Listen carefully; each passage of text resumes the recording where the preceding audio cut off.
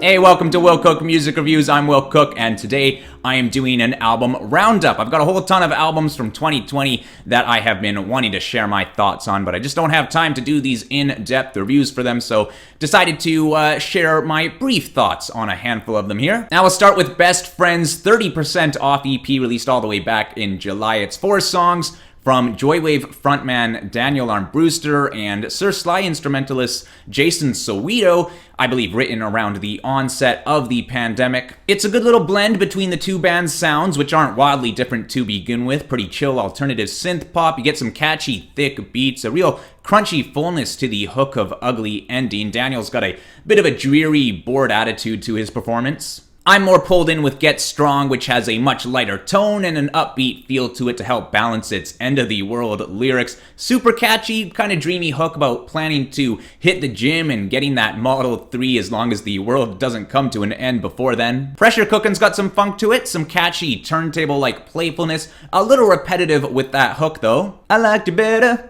I liked you better before you cut your hair. And I really dig the closing title track. It rides a real smooth bass groove, clever lyrical work, very much on the nose of the current state of the world. Big, ominous synth rock hook, whips out some cool guitar licks. All in all, a good set of COVID jams from these two. And then we got No Love for the Middle Child, a name I can appreciate as a middle child, with the Walk Away EP released at the end of August. This alt-pop artist has been one of my favorite discoveries of 2020. This is his third 3-song EP of the year, the first two just slamming with these somewhat hip-hop influenced tracks that hold huge melodic feeling. There's this auto-tuned feel to his voice that, along with the hip-hop influence, almost has me classifying him as emo rap, but there is a real rock strength to these massive hooks. He really figured out some wicked melodies that have me just vibing so hard with this stuff. A great blend of angsty emotion and sing-along hooks, and if that sounds like your type of music, you definitely should give this guy's stuff a listen.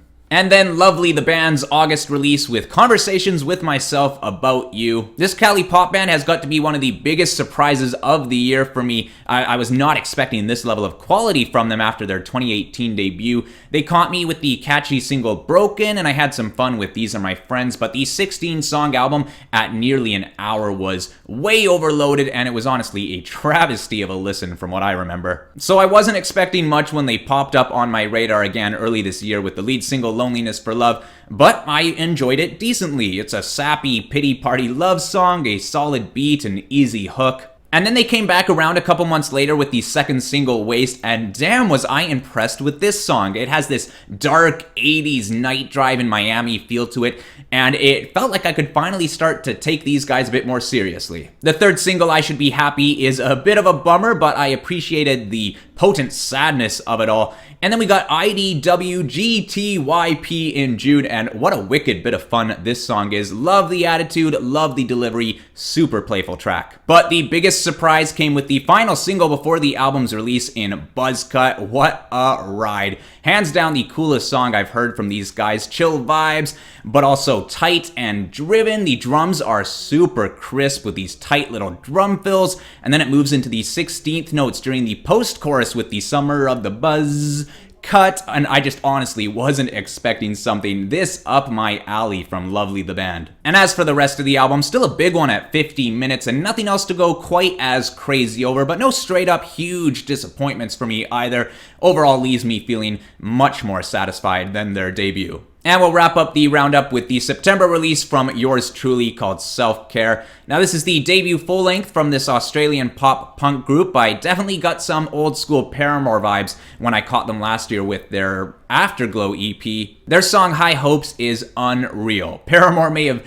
ditched the pop-punk scene, but that's okay because I have got a new female-fronted group to take their place, and High Hopes showed a huge ton of promise. Their lead singer, Michaela Delgado, definitely gives Hayley Williams a run for her money. Super strong voice, has some real grit to it that we just don't hear much from Hayley anymore. If you're into the pop-punk, pop-rock genre, I am pretty sure you're going to enjoy this album because I am loving this stuff. It's pretty straightforward, pretty on the line of what I'd expect from this type of music, but there's not much room for boredom on here. Massively catchy sing-alongs with Siamese souls, composure, and together.